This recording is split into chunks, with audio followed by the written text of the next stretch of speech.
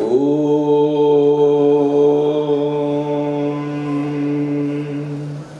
ಶ್ರೀ ಗುರುಭ್ಯೋ ನಮಃ. ಹರಿ ಓಂ. ನಮಸ್ತೆ ಶಾರದಾ ದೇವಿ ಕಾಶ್ಮೀರ ಪುರವಾಸಿನಿ ತ್ವಾಮಹಂ ಪ್ರಾರ್ಥಯೇ ನಿತ್ಯಂ ವಿದ್ಯಾದಾನಂಚ ದೇಹಿ ಮೇ. ವೇದಿಕೆಯಲ್ಲಿ ಇರ್ತಕ್ಕಂಥ ಸಮಾಜ ಸೇವಕರು, ಸಮಾಜ ಸೇವೆ ಪ್ರತಿಯೊಬ್ಬರು ತಮ್ಮ ಹೆಸರು ಜೊತೆ ಸೇರಿಸ್ಕೊಂಡ್ಬಿಡ್ತಾರೆ, ಅವರು ಸಮಾಜ ಸೇವಕರು ಅಂತ ಹೇಳಿ. ಇವರು ಭಿನ್ನವಾದ ಸಮಾಜ ಸೇವಕರು. ಇವರು 2016ನೇ ಇಸ್ವಿನಲ್ಲಿ ಈ ಪ್ರಮತಿ ನವೋ ಪ್ರಮತಿ ಸಂಸ್ಥೆ ಪ್ರಾರಂಭ ಆದಾಗ ಅವರು ಪ್ರಾರಂಭದಲ್ಲಿ ಹೇಳಿದ್ರು, 30 ಮಕ್ಕಳಿಗೆ ನಾವು ಉಚಿತವಾಗಿ ಊಟ ವಸತಿ ಕೊಟ್ಟು ಉಚಿತವಾಗಿ ನಾವು ಅವರಿಗೆ ಶಿಕ್ಷಣ ಕೊಡ್ತೀವಿ, ಯಾರು ನಾಗರಿಕ ಸೇವೆ ಪರೀಕ್ಷೆಗಳು ಬರೀತಾರೋ ಅವರಿಗೆ ಅಂತ. ಯಾರು ಬರ್ತಾರೆ, ಯಾರು ಕೊಡ್ತಾರೆ ದುಡ್ಡನ್ನು? ಜಾಗ ಯಾರು ಕೊಡ್ತಾರೆ? ನಮ್ಮ ಹತ್ರ ಎಷ್ಟಿದ್ರು ಇನ್ನೊಂದಷ್ಟು 10 ರೂಪಾಯಿ ಜಾಸ್ತಿ ಬಂದರೆ ಜೋಬ್ ಹಾಕೊಳ್ಳ ಅನ್ನೋ ಒಂದು ಪ್ರವೃತ್ತಿ ನಮ್ಮದು. ಅಂಥದ್ರಲ್ಲಿ ಸಮಾಜಕ್ಕೋಸ್ಕರ ಮಾಡಬೇಕು ಅನ್ನೋ ಒಂದು ದೊಡ್ಡ ಕಳಕಳಿ ಇಟ್ಕೊಂಡಿದ್ದಾರೆ. ಕರ್ನಾಟಕದ ಮಕ್ಕಳಿಗೆ ಯಾಕೆ ಮಾಡಬೇಕು ನೀವು ಅಂತ ಕೇಳಿದೆ ನಾನು. ಅವ್ರು ನೀವು ಹೇಳಿ ಅಂತಂದ್ರು. ಮೊನ್ನೆ ವಾಟ್ಸಪ್ ಗ್ರೂಪ್ನಲ್ಲಿ ನನಗೆ ಮೇಲಿನ ಮೇಲೆ ಮೆಸೇಜ್ ಬಂತು, ಎಲ್ಲ ಬರೀ ಹಿಂದಿಯವರೇ ಪಾಸ್ ಮಾಡಿಬಿಡ್ತಾ ಇದ್ದಾರೆ, ಇದು ಸಿವಿಲ್ ಸರ್ವಿಸಸ್ ಎಕ್ಸಾಮಿನೇಷನ್ನು, ಕನ್ನಡದವ್ರು ಯಾರು ಬರ್ತಾ ಇಲ್ಲ. ಇನ್ನೊಬ್ಬ ಉತ್ತರ ಕೊಟ್ಟು ಅವ್ರು ಹಿಂದಿಲಿ ಆನ್ಸರ್ ಮಾಡ್ತಾರೆ, ಅದಕ್ಕೋಸ್ಕರ ಅವರು ಗೆದ್ಕೊಂಡು ಬರ್ತಾರೆ ಅಂತಂದ್ರು. ನಾನು ಅವರಿಗೆ ಬರೆದೆ, ವಾಟ್ಸಪ್ ಗ್ರೂಪ್ನಲ್ಲಿ ಬರೆದೆ, ಕನ್ನಡದಲ್ಲಿ ಬರಿಬೇಡ ಅಂತ ಹೇಳಿ ಯಾರಾದ್ರೂ ನಿಮಗೆ ಪ್ರತಿಬಂಧ ಹಾಕಿದಾರ? ಯಾರು ಹಾಕಿಲ್ಲ. ನೀವ್ಯಾಕೆ ಬರೀಲಿಲ್ಲ? ಅವ್ರು ಹಿಂದಿಲಿ ಬರೀತಾರೆ, ಹಿಂದಿಲಿ ಪಾಸ್ ಆಗ್ತಾರೆ. ನೀವು ಕನ್ನಡದಲ್ಲಿ ಬರೀರಿ, ತೆಲುಗಿನಲ್ಲಿ ಬರೀರಿ, ತಮಿಳಲ್ಲಿ ಬರೀರಿ, ಮಲಯಾಳಂದಲ್ಲಿ ಬರೀರಿ, ಮರಾಠಿಲಿ ಬರೀರಿ. ಯಾರಾದ್ರೂ ಅಡ್ಡ ಹಾಕಿದಾರ ಬರಬೇಡಿ, ನೀವು ಬರಿಬೇಡಿ ಅಂತ ಹೇಳಿ? ಬರೀರಿ ನೀವು. ಆದರೆ ನೀವು ಕನ್ನಡದಲ್ಲಿ ಬರೆಯೋರಿಗೆ, ಕರ್ನಾಟಕದಲ್ಲಿರೋರಿಗೆ, ಮೈಸೂರು ಸುತ್ತಮುತ್ತ ಇರೋವರೆಗೆ ನಾನು ಒತ್ತಾಸೆ ಕೊಡ್ತೀನಿ ಅಂತ ನಿಂತಿದ್ದಾರಲ್ಲ ರಾಜೀವ್ ಅವರು, ಅವ್ರಿಗಿನ ಒಂದು ನಮಸ್ಕಾರ ನನ್ನ ಕಡೆಯಿಂದ. ಜೊತೆಗೆ ನಮ್ಮ ಡಾಕ್ಟರ್ ರವಿ ಅವರು, ಅದನ್ನ ನಡೆಸ್ಕೊಂಡು ಹೋಗೋ ಚೈತನ್ಯ ಇರುವಂತ ಒಂದು ವ್ಯಕ್ತಿ ಬೇಕು. ಅಂಥ ಮಹಾನ್ ವ್ಯಕ್ತಿ ನಮ್ಮ ಡಾಕ್ಟರ್ ರವಿ ಅವರು. ಅವರ ಜೊತೆಗೆ ನಿಂತ್ಕೊಂಡು ಅವರು ಕೊಡುವ ಸವಲತ್ತುಗಳನ್ನು ಸಹ ಉಪಯೋಗಿಸ್ಕೊಂಡು ನಮ್ಮ ಕನ್ನಡದ ಮಕ್ಕಳಿಗೆ ಇಂತಹ ಒಂದು ಭಾಗ್ಯ ಸಿಗಬೇಕು ಅಂತ ಹೇಳಿ ಸತತವಾಗಿ ದುಡಿತಾ ಇದ್ದಾರೆ. ಅವ್ರಿಗೂ ಕೂಡ ನನ್ನ ನಮಸ್ಕಾರ. ಅವರು ಡಾಕ್ಟರ್ ಸಂದೀಪ್ ಅವರು ಬಂದಿದ್ದಾರೆ. ಅವರು ಬಹಳ ವಿಶಾಲವಾಗಿ ನಿಮಗೆ ಈ ಸ್ಪರ್ಧಾತ್ಮಕ ಪರೀಕ್ಷೆಗಳ ಬಗ್ಗೆ ಮಾತಾಡ್ತಾರೆ. ನಾನು ಸಂಕ್ಷಿಪ್ತವಾಗಿ ಸ್ವಲ್ಪ ಹೊತ್ತು ಮಾತಾಡ್ತೀನಿ. ಒಬ್ಬೊಬ್ಬರಾಗಿ ಮಾತಾಡಿದ್ರು, ಒಬ್ಬೊಬ್ಬರಾಗಿ ಹೊರಟೋದ್ರು. ಅವರು ಎಲ್ಲ ಇನ್ನೂ ಸೇವೆಯಲ್ಲಿದ್ದಾರೆ. ಸೂಪರಿಂಟೆಂಡೆಂಟ್ ಪೊಲೀಸು ಹೋಗಬೇಕು, assistant commissioner, additional deputy commissioner ಅವರು ಹೋಗಬೇಕು, ಅವರು ಯೂನಿವರ್ಸಿಟಿಯಲ್ಲಿ ಮೀಟಿಂಗ್ ಇದೆ ಹೋಗಬೇಕು. ನೀನು ಮುದುಕ, ನಿನಗೆ ಯಾವುದೇ ಮೀಟಿಂಗ್ ಇದೆ ಅಂತ ಕೇಳ್ಬೋದು. 75 ವರ್ಷ ನನಗೆ. 26 ವರ್ಷದ ಮೊಮ್ಮಗಳಿದ್ದಾಳೆ. ಅವಳು ನ್ಯೂಕ್ಲಿಯರ್ ಸೈಂಟಿಸ್ಟು, ಬಾಬಾ ಅಟಾಮಿಕ್ ರಿಸರ್ಚ್ ಸೆಂಟರ್ ಅಂತ.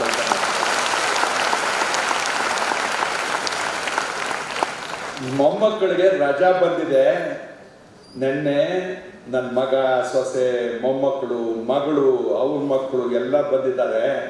ನನಗೆ ಮೀಟಿಂಗ್ ಇಲ್ವಾ? ಹೋಗ್ಬೇಕಾದ್ರೆ ನಾನು ನಿನ್ನೆ ಸಾಯಂಕಾಲನೇ ಬಂದಿದ್ದಾರೆ. ಅದಕ್ಕೋಸ್ಕರ ಸಂದೀಪ್ ಅವರು ಕ್ಷಮೆ ಕೇಳ್ಬಿಟ್ಟು, ಅವ್ರು ಮುಂಚೆ ಮಾತಾಡಬೇಕಾಗಿತ್ತು, ಅವ್ರು ಕ್ಷಮೆ ಕೇಳಿ ನಾನೊಂದು 10-15 ನಿಮಿಷ ನಿಮಗೆ ಮಾತಾಡ್ತೀನಿ. ಇನ್ನೊಂದು ಮಾತು, ನೀವು ಮಧ್ಯದಲ್ಲಿ ಮಾತಾಡ್ತಾ ಇದ್ರೆ ಮಾತಾಡುವವರಿಗೆ ಕಷ್ಟ ಆಗ್ತದೆ. ಆಯ್ತಾ? ನೀವು ಮಾತಾಡಲೇಬೇಕು ಅನ್ನೋ ಒಂದು ಒತ್ತಡ ನಿಮ್ಮಲ್ಲಿದ್ದರೆ ಗೇಟ್ ಬಾಗಿಲು ತೆಗೆದಿದೆ, ಆಚೆ ಮುಂಚೆನೇ ಹೊರಟೋಗ್ಬಿಡಿ. ನಾವುಗಳು ಯಾರಾದರೂ ಮಾತಾಡುವಾಗ ನೀವು ಮಧ್ಯದಲ್ಲಿ ಮಾತಾಡಿದ್ರೆ ಬಹಳ ಅಸಹ್ಯವಾಗಿರ್ತದೆ. ಇಲ್ಲಿ ಮಾತಾಡಬಾರ್ದು ಅಂತ ತಿಳ್ಕೊಳ್ಳುವಂಥ ಶಿಸ್ತು ನಿಮ್ಮಲ್ಲಿ ಇಲ್ಲದೆ ಹೋದರೆ ಈ ಪರೀಕ್ಷೆ ಬರೆಯೋಕ್ಕೆ ನೀವು ನಾಲಾಯಕ್ಕಾಗಿರ್ತೀರಿ. ಬರಿಬೇಡಿ ಪರೀಕ್ಷೆ, ಬೇರೆ ಏನಾದರೂ ಕೆಲಸ ಮಾಡಿ ಹೋಗಿ, ದಲ್ಲಾಳಿ ಕೆಲಸ ಮಾಡಿ ಹೋಗಿ. ಇಲ್ಲಿ ಬರಬೇಡಿ ನೀವು.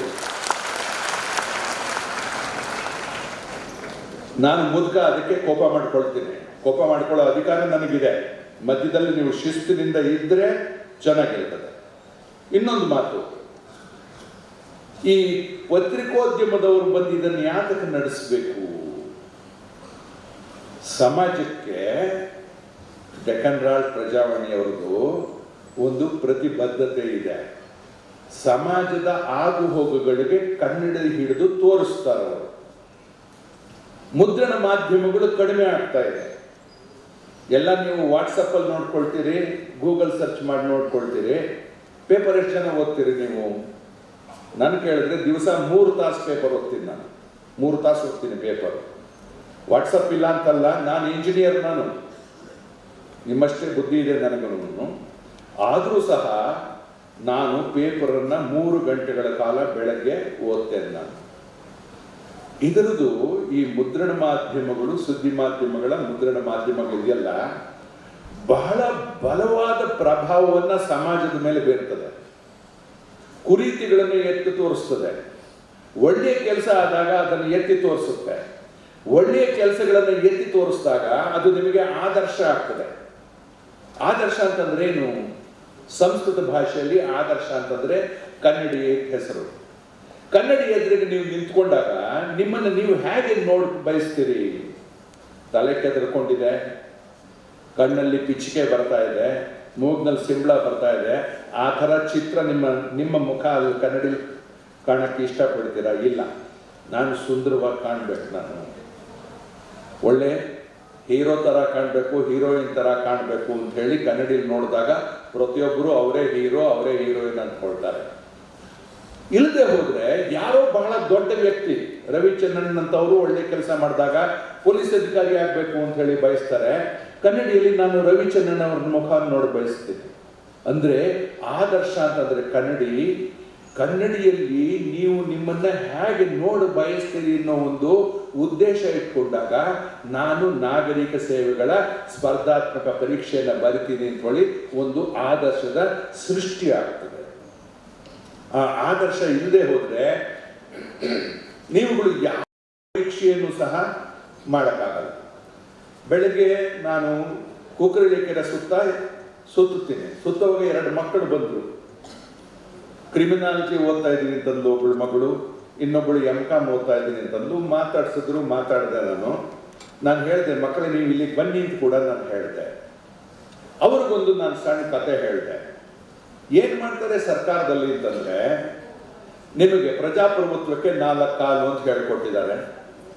ಶಾಸಕಾಂಗ, ನ್ಯಾಯಾಂಗ, ಕಾರ್ಯಾಂಗ ಹಾಗೂ ಸುದ್ದಿ ಮಾಧ್ಯಮಗಳದ್ದು ಇನ್ನೊಂದು ಸ್ತಂಭ ಅಂತ ಹೇಳಿ. ನಾಗರಿಕ ಸೇವೆಗಳ ಪರೀಕ್ಷೆ ಪಾಸ್ ಆದ್ರೆ ನೀವು ಕಾರ್ಯಾಂಗಕ್ಕೆ ಸೇರ್ತೀರಿ. ಶಾಸಕಾಂಗದವರು ನೀತಿ ನಿಯಮಗಳನ್ನ ಸೃಷ್ಟಿ ಮಾಡಿಕೊಡ್ತಾರೆ, ಶಾಸನಗಳನ್ನ ಸೃಷ್ಟಿ ಮಾಡಿಕೊಡ್ತಾರೆ. ಅದನ್ನ ಅನ್ವಯ ಮಾಡಬೇಕು ಅಂತಂದ್ರೆ ನಿಮ್ಮಂಥವರು ಚುನಾಯಿತರಾದವರು ಅಲ್ಲಿಗೆ ಹೋಗ್ತೀರಿ. ನೀವು ಆ ಅನ್ವಯದ ಒಂದು ಚೌಕಟ್ಟಿನ ಭಾಗವಾಗ್ತೀರಿ. ನೀವು ಅಲ್ಲಿ ಮುಖ್ಯವಾಗಿ ಮಾಡಬೇಕಾದ ಏನು? ಡಿಸಿಷನ್ ಮೇಕಿಂಗ್ ಅಂತ ಹೇಳಿ ಹೇಳ್ತೀವಿ. ನಿರ್ಣಯಗಳನ್ನು ನೀವು ತಗೊಳ್ಬೇಕು. ನೀವು ತಗೊಂಡ ನಿರ್ಣಯಗಳು ಪೂರಕವಾಗಿ ಅದಕ್ಕೆ ಸಮಜಾಯಿಸಿ ಕೊಟ್ಟಾಗ ನಿಮ್ಮ ಮೇಲ್ಪಟ್ಟ ಅಧಿಕಾರಿಗಳು, ರಾಜಕೀಯ ಧುರೀಣರು ಅದಕ್ಕೆ ಒಪ್ಪಿಗೆ ಕೊಡ್ತಾರೆ. ನಿಮ್ಮಲ್ಲೇ ತರ್ಕ ಇಲ್ಲದೆ ಹೋದ್ರೆ, ವಿಷಯ ಇಲ್ಲದೆ ಹೋದ್ರೆ ಯಾರು ಏನನ್ನು ಅವರು ತೀರ್ಮಾನ ತಗೊಳ್ಳೋದಿಲ್ಲ. ಈ ತೀರ್ಮಾನ ಹೇಗೆ ತಗೊಳ್ಬೇಕು ಅಂತಂದ್ರೆ, ಭಾರತಕ್ಕೆ ಸ್ವಾತಂತ್ರ್ಯ ಬಂದಾಗ ಪಂಜಾಬ್ ಪ್ರಾಂತ್ಯದಲ್ಲಿ ಪ್ರತಾಪ್ ಸಿಂಗ್ ಕೈರಾನ್ ಅಂತ ಹೇಳಿ ಅವರು ಸಿಖ್ಖರು, ಅವರು ಮುಖ್ಯಮಂತ್ರಿಗಳಾಗಿದ್ದರು. ಅವ್ರ ಜೊತೆ ಪೂರಿ ಅಂತ ಹೇಳಿ, ಬಲದೇವ್ ಪೂರಿ ಅಂತ ಹೇಳಿ, ನಾನು ಮಾತಾಡ್ತಾ ಇರೋದು 52-53ನೇ ಇಸ್ವಿಯ ಮಾತು. ಬಲದೇವ್ ಪೂರಿ ಅಂತ ಹೇಳಿ IAS ಅಧಿಕಾರಿಗಳು. ಆಗಿನ ಕಾಲದಲ್ಲಿ ಅಂಬಾಸಿಡರ್ ಕಾರ್ನಲ್ಲಿ ಎಲ್ಲ ಹೋಗೋರು. ನನಗೆ ಜ್ಞಾಪಕ ಇದೆ, ನಮ್ಮ ಮುಖ್ಯಮಂತ್ರಿಗಳು ಕೆಂಗಲ್ ಹನುಮಂತಯ್ಯನವರು ನಮ್ಮ ಶಾಲೆಗೆ ಬಂದಾಗ ಬರೀ ಒಂದೇ ಒಂದು ಅಂಬಾಸಿಡರ್ ಕಾರ್ ಬಂತು. ಅದರ ಮುಂದೆ ಒಂದು ಬುಲೆಟ್ ಸೈಕಲ್ನಲ್ಲಿ ಒಬ್ಬರು ಸಬ್ ಇನ್ಸ್ಪೆಕ್ಟರ್ ಬಂದರು ಅಷ್ಟೇ. ಈಗ ಒಬ್ಬರು ಸಣ್ಣ ಮಂತ್ರಿ ಬಂದರೆ ಅವ್ರ ಹಿಂದೆ 1000 ಜನ ಬರ್ತಾರೆ. ಅವರು ಕೆಲಸಕ್ಕೆ ಬರಲಿ, ಇಲ್ಲದೇ ಜೈಲಿಂದ ಬಿಡುಗಡೆ ಆಗಿ ಬರಲಿ, 10,000 ಜನ ಸೇರಿಕೊಡ್ತಾರೆ. ಅವತ್ತು ಬಂದವರು ಕೆಂಗಲ್ ಹನುಮಂತಯ್ಯನವರು ನಮ್ಮ ಶಾಲೆಗೆ ಬಂದರು. ವೇದಿಕೆ ಒಂದಿತ್ತು. ನಮ್ಮ ಹೆಡ್ ಮಾಸ್ಟರ್ ಕೇಳಿದ್ರು, ಏನಾದರೂ ಕಾಫಿ ಟೀ ಕುಡಿತೀರಾ ಅಂತಂದ್ರು. ಬೇಡ ಮಾಸ್ಟ್ರೆ, ಎಳ್ನೀರಿದ್ರೆ ಎಳ್ನೀರು ತರಿಸಿ ಅಂತಂದ್ರು. ಈಗಲೇ ಬೇಡ, ಮಾತಾಡ್ತೀನಿ ಮಕ್ಕಳಿಗೆ ಅಂತಂದ್ರು. ಒಂದು ಚಡಿ ಮೈಸೂರು ಬೇಟ ಹಾಕೊಂಡು ನಿಂತ್ಕೊಳ್ಳೋರು, ಒಳ್ಳೆ ವ್ಯಕ್ತಿತ್ವ ಅವರು, ತುಂಬ ಚೆನ್ನಾಗಿ ಮಾತಾಡೋರು ಹನುಮಂತಯ್ಯನವರು. ನಿಂತ್ಕೊಂಡು ಮಕ್ಕಳೇ ಸ್ವಾತಂತ್ರ್ಯದ ಕತೆ ನಿಮಗೆ ಹೇಳ್ತೀನಿ, ಮಾತಾಡಬೇಡಿ ನೀವು ಅಂತ ಹೇಳಿದ್ರು. ಶುರು ಮಾಡಿದ್ರು. ಸ್ವಲ್ಪ ಮಕ್ಕಳು ಅಲ್ಲಿ ಇಲ್ಲಿ ಮಾತಾಡಿದ್ರು. ಮಕ್ಕಳೇ ಮಾತಾಡಬೇಡಿ ಅಂತ ಹೇಳಿ ನಾನು ನಿಮಗೆ ಹೆಂಗೆ ಎಚ್ಚರಿಕೆ ಕೊಟ್ಟನೋ ಹಾಗೆ ಎಚ್ಚರಿಕೆ ಕೊಟ್ಟರು. ಇನ್ನೊಂದು ಸ್ವಲ್ಪ ಹೊತ್ತು ಮಕ್ಕಳು ಮಾತಾಡಿದ್ರೆ ವೇದಿಕೆಯಿಂದ ಕೆಳಗಡೆ ಇಳಿದು ಆ ಚಡಿಯಿಂದ ಪಟಕ್ ಅಂತೇಳಿ ಒಬ್ಬ ಹುಡುಗನ ಹೊಡೆದ್ರು. ಪ್ರೀತಿಯಿಂದ ಹೊಡೆದಿದ್ದು, ಶಿಕ್ಷೆಗೆ ಅಂತಲ್ಲ. ನಾನು ಅಷ್ಟು ದೂರದಿಂದ ಬಂದಿದ್ದೇನೆ, ನಿಮ್ಮ ಮನಸ್ಸಿಗೆ ಏನಾದರೂ ಒಂದು ಅರ್ಥ ಆಗಲಿ ಅಂತ ಹೇಳಿ ಒಂದು ಹೇಳ್ತಾ ಇದ್ದೇನೆ, ಅದನ್ನು ಕೇಳಿಸ್ಕೊಡಿ. ಈಗ ನನಗೆ ಬೇರೆ ಕೆಲಸ ಇಲ್ವಾ? ನಾನು ಯಾಕೆ ಇಲ್ಲಿ ಬಂದು ನಿಮ್ಮ ಹತ್ರ ಮಾತಾಡಬೇಕು?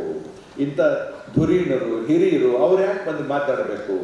ನಿಮಗೇನಾದರೂ ಮನದಟ್ಟಾದರೆ ನಿಮ್ಮ ಬದುಕಿನಲ್ಲಿ ಒಂದು ದಾರಿಯನ್ನು ಕೊಂಡ್ಕೊಳ್ತೀರಿ. ಎತ್ತರವಾದ ಗುರಿಯನ್ನು ಇಟ್ಕೊಳ್ಬೇಕು. ಧಾರುಣಿಯ ನಡುವಿಯಲ್ಲಿ ಮೇಲುವಿನ ಗುರಿ ಇರಲಿ. ಮೇಲುವನ್ನು ಮರೆತಂದೆ ನಾರಕಕ್ಕೆ ದಾರಿ. ದೂರವಾದೊಳದೇನು ಕಾಲು ಕುಂಟಿರಲೇನು, ಊರ ನೆನಪೇ ಬರವು ಮಂಕುತಿಮ್ಮ ಅಂತ. ಊರು ಅಂತಂದ್ರೆ ಬರೀ ಕೋಲಲ್ಲ, ಬೆಟ್ಟ ಹತ್ತುವ ಕೋಲಲ್ಲ. ಬಹಳಷ್ಟು ಬೆಟ್ಟಗಳನ್ನು ಹತ್ತಿದ್ದೀನಿ ನಾನು. ಟಿಬೆಟ್ಟಿನಲ್ಲಿ 18 ದಿವಸಗಳ ಕಾಲ ಬೆಟ್ಟ ಹತ್ತುತ್ತಾನೆ ಇದ್ದೆ. ಟಿಬೆಟ್ಟಿಗೆ 5 ಬಾರಿ ಹೋಗಿದ್ದೀನಿ. ಈ ಬಾರಿ ಹೋದಾಗ ನಾನು ಪೀಕಿಂಗ್ ವಿಶ್ವವಿದ್ಯಾಲಯದಲ್ಲಿ ಮಾತಾಡಿದ ನಂತರ ಚೈನಾದಿಂದ ಟಿಬೆಟ್ಗೆ ಹೋಗಿ ಪೂರ್ವಿ ಭಾಗದ ಟಿಬೆಟ್ನಲ್ಲಿ ಬೆಟ್ಟಗಳು ಹತ್ತಿದ್ದೇನೆ. ನಾನು ಯಾವುದಕ್ಕೆ ಹೇಳಕ್ ಹೊರಟೆ ಅಂತಂದ್ರೆ, ಆ ವಿಶ್ವಾಸ, ನಾನು ಮೇಲಕ್ಕೆ ಹೋಗ್ತೀನಿ, ಮೇಲೆ ಹತ್ತುತ್ತೀನಿ ಅನ್ನೋದು ವಿಶ್ವಾಸ ಬೇಕು. ಅದಕ್ಕೆ ಅಂತಹ ಮೇರು ಪರ್ವತದ ಗುರಿ ಇಟ್ಕೊಳ್ಬೇಕು. ಮತ್ತೆ ನನ್ನ ಮಾತಿಗೆ ಬರೋದಾದ್ರೆ, ಕಾರ್ಯಾಂಗದಲ್ಲಿ ನೀವು ನಿರ್ಣಾಯಕ ವಸ್ತುಗಳ ಬಗ್ಗೆ ಯೋಚನೆ ಮಾಡಬೇಕು, ನಿರ್ಣಯಗಳನ್ನು ತಗೊಳ್ಬೇಕು. ಅಂತಹ ಒಂದು ಕಾರಿನಲ್ಲಿ ಪ್ರತಾಪ್ ಸಿಂಗ್ ಕೈರಾನ್ ಅವರು, ಪಂಜಾಬಿನ ಮುಖ್ಯಮಂತ್ರಿಗಳು ಹಾಗೂ IAS ಅಧಿಕಾರಿ ಬಲ್ದೇವ್ ಪೂರಿ ಅವರು ಹೋಗ್ತಾ ಇದ್ರು. ಸಂಜೆ ವೇಳೆ ಅಮೃತ್ಸರ್ ಕಡೆಗೆ ಹೋಗ್ತಾ ಇದ್ದಾರೆ. ಕತ್ತಲಾಗಿದೆ. ಅವರು ಡ್ರೈವರ್ ಇದ್ದಕ್ಕಿದ್ದಾಗೆ ಬ್ರೇಕ್ ಹಾಕಿದ್ರು. ಆಗಿನ ಕಾಲದಲ್ಲಿ ಬ್ರೇಕ್ ಹಾಕಿದ್ರೆ ತಕ್ಷಣ ನಿಲ್ಲೋ ಕಾರುಗಳಿರಲಿಲ್ಲ. ಒಂದ್ಸತಿ ಹಾಕಿ ಮತ್ತೆ ತೆಗೆದು ಮತ್ತೊಮ್ಮೆ ಜೋರಾಗಿ ಹಾಕಿದಾಗ ನಿಲ್ಲೋದು, ಇಲ್ಲದ್ರೆ ಒಮ್ಮೆ ಬ್ರೇಕ್ ಹಾಕಿದ್ರೆ ಮುಂದಕ್ಕೆ ಸ್ವಲ್ಪ ಸ್ವಲ್ಪ ಹೋಗೋದು. ಅದನ್ನ ಪಂಪಿಂಗ್ ಅನ್ನೋವು ನಾವು. ಅದನ್ನ ಪಂಪ್ ಮಾಡೋಕ್ಕೆ ಒಂದು ಸತಿ ಹಾಕಿ ಬಿಟ್ಟರು. ಆ ಪಂಪ್ ಹಾಕಿ ಮೊದಲನೇ ಸತಿ ಒತ್ತಿದಾಗ ಇಬ್ರು ನೋಡಿದ್ರು, ರಸ್ತೆಯ ಒಂದು ಬದಿಯಲ್ಲಿ ಕಾರಿನ ಬೆಳಕಿನಲ್ಲಿ 2 ಇಲಿಗಳಿದೆ ನಿಂತ್ಕೊಂಡಿದೆ. ಅದು ಒದ್ದಾಡ್ತಾ ಇದೆ, ದಾಟಬೇಕು ಅಂತೇಳಿ. ಇವರು ಪಂಪ್ ಹಾಕಿದ್ರು, ಇದು ಬ್ರೇಕ್ ಹಾಕಿದ್ರು, ದಾಟದು 2 ಇಲಿಗಳು. ಒಂದು ಇಲಿ ಸಫಲವಾಗಿ ಆ ರಸ್ತೆಯನ್ನ ದಾಟಿತು. ಇನ್ನೊಂದು ಇಲಿ ಚಕ್ರದ ಕೆಳಗಡೆ ಬಂದು ಅಪ್ಪಚ್ಚಿ ಆಯಿತು. ಕೈರಾನ್ ಅವರು, ಇದರ ಉಲ್ಲೇಖ ಇದೆ, ಒಂದು ಪುಸ್ತಕದಲ್ಲಿ ಓದಿದ್ದೇನೆ. ಕೈರಾನ್ ಅವರು ಹೇಳಿದ್ರು, ಪೂರಿ ನೋಡಿ, 2 ಇಲಿಗಳಿತ್ತು, 2 ಈ ರಸ್ತೆಯನ್ನ ದಾಟಬೇಕು ಅಂತ ಹೇಳಿ ಬಂದ್ವು. ಒಂದು ಇಲಿ ದಾಟ್ತು, ಒಂದು ದಾಟಲಿಲ್ಲ. ಹೇಗೆ, ಇದಕ್ಕೇನು ನೀವು ಅರ್ಥ ಏನು ಹೇಳ್ತೀರಿ ಅಂತಂದು. ಅದಕ್ಕೆ ಸಾರ್, ಅದರ ಕರ್ಮ ಕಳೆದಿತ್ತು, ಅದರ ಹಣೆಯಲ್ಲಿ ಸಾವು ಬರೆದಿತ್ತು ಅಂತ 28 ಹೇಳಿದ್ರು. ಅದಕ್ಕೆ ಪ್ರತಾಪ್ ಸಿಂಗ್ ಕೈರಾನ್ ಅವರು ಹೇಳ್ತಾರೆ, ಅಲ್ಲ ಅಂತಂದ್ರು. ಏನು ಅಂತ ಕೇಳಿದ್ರು, ನಿರ್ಣಯಗಳನ್ನ ತಗೊಳ್ಬೇಕು. 2 ನಿರ್ಣಯಗಳನ್ನ ತಗೊಳ್ಬೇಕಾಗಿತ್ತು 2 ಇಲಿಗಳು ದಾಟೋದಕ್ಕೋಸ್ಕರ. ಒಂದು ಇಲಿ ನಿರ್ಣಯವನ್ನು ತೆಗೆದುಕೊಂಡು ನಾನು ದಾಟ್ತೀನಿ ಅಂತ ಹೇಳಿ ದಾಟು, ಇನ್ನೊಂದು ಸಂದೇಹ ಮಾಡ್ತಾ ಇತ್ತು. ಕೊನೆಗಡಿಯಲ್ಲಿ ದಾಟಕ್ಕೆ ನೋಡುತ್ತು, ಚಕ್ರದ ಕೆಳಗಡೆ ಬರ್ತದೆ. ನಿರ್ಣಯ ಅನ್ನೋದು ಸರ್ಕಾರದಲ್ಲಿ ಯು ಜನರೇಟ್ ಡಿಸಿಷನ್ ಆಲ್ಟರ್ನೇಟಿವ್ಸ್. ಕಾರ್ಯಾಂಗದ ಭಾಗವಾಗಿ ಯಾವುದೇ ವಿಭಾಗ, ಪೊಲೀಸ್ ಇರ್ಬೋದು, ರೆವಿನ್ಯೂ ಖಾತೆ ಇರ್ಬೋದು, ಕಸ್ಟಮ್ಸ್ ಇರ್ಬೋದು, ಯಾವುದೇ ಇರಲಿ, ಆ ಭಾಗದಲ್ಲಿ ನೀವು ಕೆಲಸ ಮಾಡಬೇಕಾದ್ರೆ ನಿರ್ಣಯಗಳ ಉತ್ಪತ್ತಿ ನೀವು ಮಾಡ್ತೀರಿ. ಉತ್ಪತ್ತಿ ಮಾಡಿ ಮೇಲಿನ ಹೆಚ್ಚಿನ ಅಧಿಕಾರಿಗೆ ಹೋದಾಗ ಇಂಥ ನಿರ್ಣಯ ತೆಗೆದುಕೊಳ್ಳಿ ಅಂತೇಳಿ ಮಂತ್ರಿಗಳಿಗೆ ಹೇಳ್ತಾರೆ. ಅವ್ರದೇ ಅಧಿಕಾರದ ವ್ಯಾಪ್ತಿಯಲ್ಲಿದ್ದರೆ ನಾನು ಈ ನಿರ್ಣಯವನ್ನು ತೆಗೆದುಕೊಂಡಿದ್ದೇನೆ. ನಾನು ಬಹಳ ಕಿರಿಯ ಅಧಿಕಾರಿಯಾಗಿದ್ದೆ. 78ನೇ ಇಸವಿಯಲ್ಲಿ ದೆಹಲಿನಲ್ಲಿ ನಾನಿದ್ದೆ. ನಮ್ಮ ಮಂತ್ರಾಲಯದಲ್ಲಿ ಆಗ ಪಾಕಿಸ್ತಾನದ ಒಂದು ವೃತ್ತಪತ್ರಿಕೆಯಲ್ಲಿ ಮಾತು ಬಂತು, on behalf of Sikh nation, SIKH, Sikh nation ಅಂದ್ರೆ ಸಿಖ್ಖರ ರಾಜ್ಯದ ಪರವಾಗಿ, ದೇಶದ ಪರವಾಗಿ ಮಾತನ್ನ ಒಂದು ತಂತಿಯ ಮೂಲಕ ಹೋಯ್ತು. ಅದನ್ನು ದೊಡ್ಡದಾಗಿ ಪ್ರಚಾರ ಆಯಿತು. ಸಿಖ್ ರಾಜ್ಯ ಭಾರತ ದೇಶದಿಂದ ಒಂದು ತುಂಡಾಗಿ ಬೇರೆ ಹೋಗ್ತದೆ ಅಂತ ಹೇಳಿ ಬಹಳಷ್ಟು ದೊಡ್ಡದಾಗಿ ಅದನ್ನು ಹಬ್ಸಿದ್ರು. ತಂತಿ ಎಲ್ಲಿಂದ ಹೋಯ್ತು ಅಂತ ಹೇಳಿ ಕೇಳಿದ್ರು. ಅದರ ವಿಶ್ಲೇಷಣೆ ಮಾಡಿದ್ವು. ತಂತಿ ಹೋಗ್ಬೇಕಾದ್ರೆ ಆಪತ್ತಿಜನಕವಾದ ತಂತಿಗಳಾಗಿದ್ರೆ ಅದನ್ನು ನೋಡಿ ತಡೆ ಹಿಡಿಯುವ, ಕಳಿಸದೇ ಇರತಕ್ಕಂಥ ಅಧಿಕಾರವನ್ನು ಕೆಲವರಿಗೆ ಕೊಟ್ಟಿರ್ತೀವಿ. ನಾನು ಹೇಳಿದೆ on behalf of Sikh nation ಅಂತ ಬರೆದಿರೋದ್ರಿಂದ ಇದನ್ನ ಅವನು ತಡೆ ಹಿಡಿಬೇಕಾಗಿತ್ತು. ಇವನದು ತಪ್ಪಿದೆ, ಇವನಿಗೆ ಚಾರ್ಜ್ ಶೀಟ್ ಹಾಕಬೇಕು ಅಂತ ಹೇಳಿ ನಾನು ಬರೆದೆ. ನನ್ನ ಮೇಲಿನ ಅಧಿಕಾರಿ ಒಬ್ಬರು ಸುಮ್ಮನೆ ಅದಕ್ಕೆ ಸಹಿ ಹಾಕಿದ್ರು. ಜಾಯಿಂಟ್ ಸೆಕ್ರೆಟರಿ ನೆಕ್ಸ್ಟ್ ಲೆವೆಲ್ಲು, ಅಂದ್ರೆ ಇಲ್ಲಿ ಸೆಕ್ರೆಟರಿ ಅಂತೀವಿ, ನಾನು ಅಡಿಷನಲ್ ಸೆಕ್ರೆಟರಿ ಅಂತಂದ್ರೆ ಚೀಫ್ ಸೆಕ್ರೆಟರಿ ಸಮಾನ ಹುದ್ದೆ ಭಾರತ ಸರ್ಕಾರದಲ್ಲಿ. ಅಲ್ಲಿ ಹೋಗ್ಬೇಕಾದ್ರೆ ಜಾಯಿಂಟ್ ಸೆಕ್ರೆಟರಿ ಅಂತ ಹೋದ ತಕ್ಷಣ ಈ ಮಾತನ್ನು ನಾನು ಒಪ್ಪೋದಿಲ್ಲ, ಇದು ಗೌಣವಾದದ್ದು, ಇದನ್ನ ಇಲ್ಲಿಗೆ ಕೇಸನ್ನ ಮುಕ್ತಾಯ ಮಾಡಬಹುದು ಅಂತ ಹೇಳಿ ಕಳಿಸಿದ್ರು. ಅಲ್ಲಿಂದ ಅಡಿಷನಲ್ ಸೆಕ್ರೆಟರಿ ಹೋಯ್ತು, ಅವರು ಸುಮ್ಮನೆ ಸೈನ್ ಹಾಕಿದ್ರು. ಕಾರ್ಯದರ್ಶಿಗೂ ಹೋಯ್ತು ಫೈನಲ್ ಡಿಸಿಷನ್ಗೆ. ಅವರು ಕೂಲಂಕುಷವಾಗಿ ಬರೆದದನ್ನೆಲ್ಲ ಓದಿ ನಾನು ಗೋಪಿನಾಥ್ ಅವರು ಹೇಳಿದ ಸಲಹೆಗಳನ್ನು ಒಪ್ತೇನೆ, ಅವರಿಗೆ ಚಾರ್ಜ್ ಶೀಟ್ ಹಾಕಿ ಅಂತಂದ್ರು. ಅಂದ್ರೆ ದೊಡ್ಡವರು ನಿಮ್ಮನ್ನ ವಾಪಸ್ ಮಾಡ್ತಾರೆ ಅಂತ ಹೇಳಿ ತಿಳ್ಕೊಳ್ಬೇಡಿ. 3 ಹಂತಗಳಲ್ಲಿ ನನ್ನ ಮಾತನ್ನ ಒಪ್ಪದೆ ಮೇಲಕ್ಕೆ ಹೋದ ಫೈಲು ಕಾರ್ಯದರ್ಶಿ ಅಂತಂದ್ರೆ ಇಲ್ಲಿಯ ಮುಖ್ಯ ಕಾರ್ಯದರ್ಶಿ ತರ ವಿಭಾಗಕ್ಕೆ ಮುಖ್ಯಸ್ಥರು ಅವ್ರು ಹೇಳಿದ್ರು, ಇವರ ಹೇಳಿದ್ದು ಸರಿಯಾಗಿದೆ, ಅವರಿಗೆ ಚಾರ್ಜ್ ಶೀಟ್ ಹಾಕಿ ಭಾರತದ ಪ್ರತಿಮೆ ಅಲ್ಲಿ ಪಾಕಿಸ್ತಾನದಲ್ಲಿ ಹಾಳಾಯಿತು ಅಂತ ಹೇಳಿದ್ರು. ಅಂತಹ ನಿರ್ಣಯಗಳನ್ನು ನೀವು ತೆಗೆದುಕೊಳ್ಬೇಕಾಗ್ತದೆ, ಅಂತಹ ನಿರ್ಣಯಗಳನ್ನು ತಗೊಳ್ಬೇಕಾಗ್ತದೆ. ಆದ್ರಿಂದ ಅದಕ್ಕೆ ತರ್ಕ ಬೇಕು, ವಿಷಯ ಚೆನ್ನಾಗಿ ಮನದಟ್ಟಾಗಬೇಕು. ನಮ್ಮ ಶಿವಪ್ಪನವರು ಬಹಳ ಚೆನ್ನಾಗಿ ಹೇಳಿದ್ರು, ಪರಿಕಲ್ಪನೆ ವಿಷಯದ ಬಗ್ಗೆ ನಿಮಗೆ ಬಹಳ ಚೆನ್ನಾಗಿರಬೇಕು. ನಾನು UPSC ಕೂತು ಇಂಟರ್ವ್ಯೂ ನಡೆಸಿದ್ದೆ ಬೋರ್ಡ್ ಮೆಂಬರ್ ಆಗಿ. ಕಳೆದ 20 ವರ್ಷಗಳಿಂದ ಇಂಟರ್ವ್ಯೂ ಗೈಡೆನ್ಸ್ ಮಾಡ್ತಾ ಇದ್ದೇನೆ ಮಕ್ಕಳಿಗೆ. ಯಾರು UPSC ಇಂಟರ್ವ್ಯೂ ಹೋಗ್ತಾರೋ ಅವರಿಗೆ ನಾನು ಸಲಹೆ ನೀಡ್ತೇನೆ. ಅದರಲ್ಲಿ ನಾನು 2 ಸಣ್ಣ ಉಲ್ಲೇಖಗಳನ್ನು ಮಾಡ್ತೇನೆ. ಅದರಲ್ಲಿ ಏನು ಮಾಡಬೇಕು, ಬಹಳಷ್ಟು ಜನ ಇಂಜಿನಿಯರ್ಸ್ ಬರೀತಾರೆ ಪರೀಕ್ಷೆನ. ಯಾವಾಗ ಇಂಜಿನಿಯರಿಂಗ್ ಡಿಗ್ರಿ ಆಯಿತು ಅಂತ ಕೇಳಿದೆ. ಸರ್ ನಾನು 2001ರಲ್ಲಿ ಮಾಡಿದೆ, ಈಗ ಕಳೆದ ಬಾರಿ ಕೂಡ ನಾನು 8 ವರ್ಷ ಆಗೋಯ್ತು ಅಂತಂದ್ರು. ಏನು ಓದಿದ್ದೀರಿ? ಸಿವಿಲ್ ಇಂಜಿನಿಯರಿಂಗ್ ಓದಿದ್ದೀರಿ ಅಂತಂದ್ರು. ಈ ಕೊಠಡಿಯಲ್ಲಿ ಇಲ್ಲಾಂದ್ರೆ ಒಂದು ಕ್ಯಾಂಟಿಲಿವರ್ ತೋರಿಸಿ ಅಂತಂದ್ರೆ. ಕ್ಯಾಂಟಿಲಿವರ್ ಯಾರು ಇಂಜಿನಿಯರ್ ಇದ್ದಾರೋ ಅವ್ರಿಗೆ ಅರ್ಥ ಆಗ್ತದೆ, ನಿಮಗೂ ಅರ್ಥ ಮಾಡಿಸ್ತೀನಿ. ಸುತ್ತಮುತ್ತ ಏನು ತಲೆ ಅಲ್ಲಾಡಿಸಿದ್ರು ನೋಡಿ, ಈ ರೂಮ್ನಲ್ಲಿ ಕ್ಯಾಂಟಿಲಿವರ್ ಇಲ್ಲ ಅಂತಂದ್ರು. ನಾನು ಹೇಳಿದೆ ಕ್ಯಾಂಟಿಲಿವರ್ ಯಾಕಿಲ್ಲ? ನಾನು ತೋರಿಸಿ ಅಂತಂದೆ, ತೋರಿಸಿ ಅಂತಂದೆ, ಇಲ್ಲ ಇಲ್ಲಿ ಅಂತಂದ್ರು. ಕೈ ಹಿಂಗೆ ಮುಂದೆ ನೀಡಿದೆ, ಇದು ಕ್ಯಾಂಟಿಲಿವರ್ ಕೇಳಿದೆ. ಒಂದು ಕಡೆಯಿಂದ ಅದಕ್ಕೆ ಬೆಂಬಲ ಸಿಗುವಂತ ಜಾಯಿಂಟ್ ಇದು, ಈ ಕಡೆ ಬೆಂಬಲ ಇಲ್ಲೇ, ಇಲ್ಲಿ ತೂಕವನ್ನ ಎಳೆಯುತ್ತೆ ಗುರುತ್ವಾಕರ್ಷಣದಿಂದ, ಅದನ್ನ ತಡೆಯುವಂತ ಜಾಯಿಂಟ್ ಇದು. ಇದನ್ನ ಕ್ಯಾಂಟಿಲಿವರ್ ಅಂತ ಹೇಳ್ತೀವಿ ಇಂಜಿನಿಯರಿಂಗ್ ನಲ್ಲಿ. ಕೈ ತೋರಿಸ್ಬೋದಾಗಿತ್ತು, ಬೆರಳು ತೋರಿಸ್ಬೋದಾಗಿತ್ತು, ತೋರಿಸ್ಲಿಲ್ಲ. ಇಲ್ಲಿ ಕ್ಯಾಂಟಿಲಿವರ್ ಇಲ್ಲ ಅಂತಂದ್ರು. ಕ್ಯಾಂಟಿಲಿವರ್ ಅಂದ್ರೆ ಏನು ಅಂತ ಹೇಳಿ 4 ವರ್ಷ ಇಂಜಿನಿಯರಿಂಗ್ ಮಾಡಿದ ವಿದ್ಯಾರ್ಥಿ ಅದನ್ನ ಅರ್ಥ ಮಾಡ್ಕೊಳ್ದೆ ಹೋದ್ರೆ, ಅದರ ಪರಿಕಲ್ಪನೆ ಇಲ್ಲದೆ ಹೋದ್ರೆ ಇನ್ಯಾವ ಪರೀಕ್ಷೆ ಬರೀತಾನೆ, ಇನ್ಯಾವ ಕೆಲಸ ಮಾಡ್ತಾನೆ ಅವನು. ಅದಕ್ಕೆ ಅವರು ಶಿವಪ್ಪನವರು ಬಹಳ ಚೆನ್ನಾಗಿ ಹೇಳಿದ್ರು, ವಿಷಯದ ಪರಿಕಲ್ಪನೆ ನಿಮಗೆ ಬಹಳ ಚೆನ್ನಾಗಿರ್ಬೇಕು, ಅದಿಲ್ಲದೆ ಹೋದ್ರೆ ಕಷ್ಟ ಆಗ್ತದೆ. ಮೊದಲಿಗೆ ಓದಬೇಕಾದ್ರೆ ಎಲ್ಲ ನಿಮಗೆ ಹೇಳ್ತಾರೆ, ಸಂದೀಪ್ ಅವ್ರು ಹೇಳ್ತಾರೆ NCERT ಬುಕ್ಸ್ ಓದಬೇಕು ಅಂತ ಹೇಳಿ. ಓದದ್ದನ್ನ ಅರ್ಥ ಮಾಡ್ಕೊಳ್ಬೇಕು. ಅರ್ಥ ಮಾಡಿಕೊಂಡು ಅದನ್ನ ಚೆನ್ನಾಗಿ ಪರಿಕಲ್ಪಿಸಿದ್ರೆ ನಿಮಗೆ ಮತ್ತೆ ಓದಿದಾಗ ಬಹಳ ಸುಲಭವಾಗಿ ತಲೆಗೆ ಬರ್ತದೆ.